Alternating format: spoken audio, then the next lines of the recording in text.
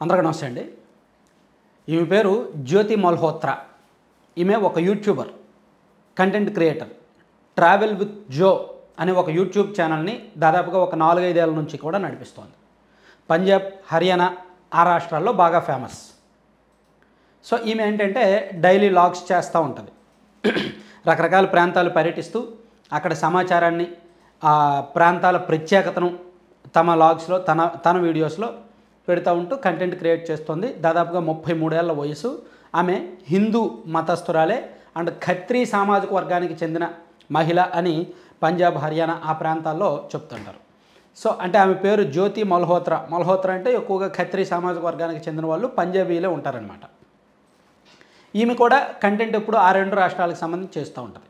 So ఈమెను నిన్న పోలీసులు పాకిస్తాన్కు గూఢాచార్యం చేస్తోంది, ఇక్కడ రహస్య స్థావరాలను, మన యుద్ధ విమానాలు, మన ఆయుధాలు, మన పరికరాలు యొక్క సమాచారాన్ని, మన సైనికులు ఉపయోగించే పరికరాల సమాచారాన్ని పాకిస్తాన్కు చేరవేస్తోంది అనే అనుమానం, ఆరోపణలు నిర్ధారణ కావడంతో ఆమెను నిన్న పోలీసులు అరెస్ట్ చేసి ఆమె మీద సెక్షన్ 152 మరియు అధికార రహస్యాల చట్టంలోని సెక్షన్లు 3, 4, 5 కింద కేసు నమోదు చేశారనమాట.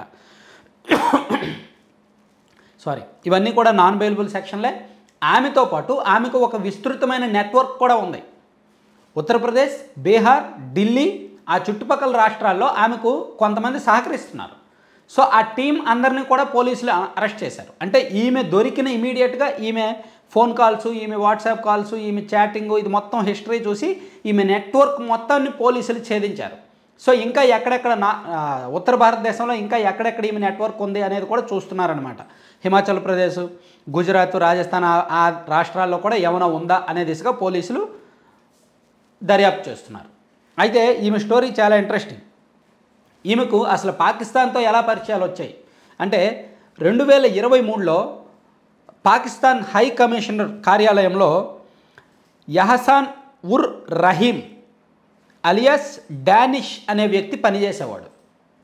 అతను మన దేశంలో పాకిస్తాన్ హై కమిషన్ కార్యాలయంలో పనిచేస్తూనే మన దేశానికి సంబంధించి ఈ గూఢాచారం అంటే అంతర్గత వ్యవహారాలన్నీ కూడా పాకిస్తాన్కు చేరవేస్తున్నాడు, గూఢాచార్యం చేస్తున్నాడు అనే అనుమానాల మీద అతన్ని పాకిస్తాన్కి పంపించేశారు.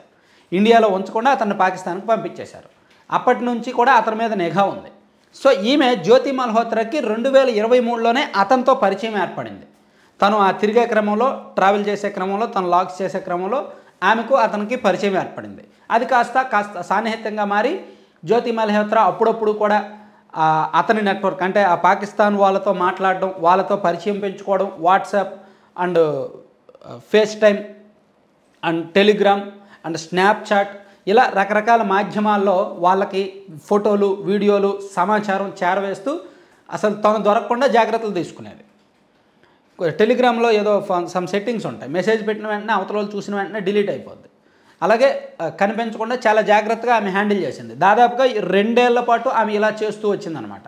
సో తాజాగా ఇప్పుడు ఆపరేషన్ సింధూర్లో భాగంగా పాకిస్తాన్కు కొంత సమాచారం వెళ్ళింది. అసలు మన ఆయుధాలకు సంబంధించి, మన పరికరాలకు సంబంధించి వాళ్ళకు ముందుగానే కొంత సమాచారం వెళ్ళడంతో మన రక్షణ దళాలకు అనుమానం వచ్చింది, ఏంటి అసలు వాళ్ళకి ఎలా తెలిసింది అని.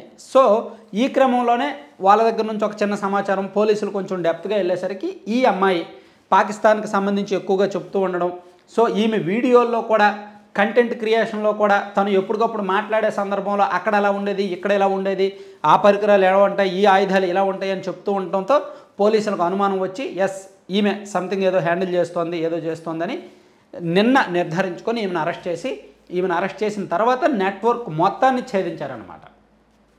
సో అట్లా కొంతమంది ఉంటారనమాట. ఎక్కువగా అంటే మనం యూట్యూబ్లో చూసిందంతా కూడా నిజం కాదు.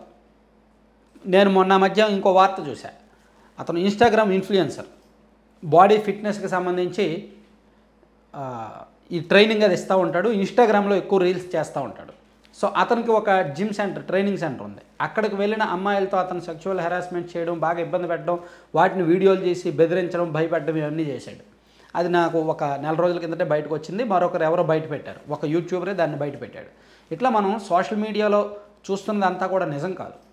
సోషల్ మీడియాలో గత 5 సంవత్సరాల నుంచి కూడా సోషల్ మీడియా వినియోగం పెరిగిపోతుంది, యూజర్స్ పెరిగిపోతున్నారు.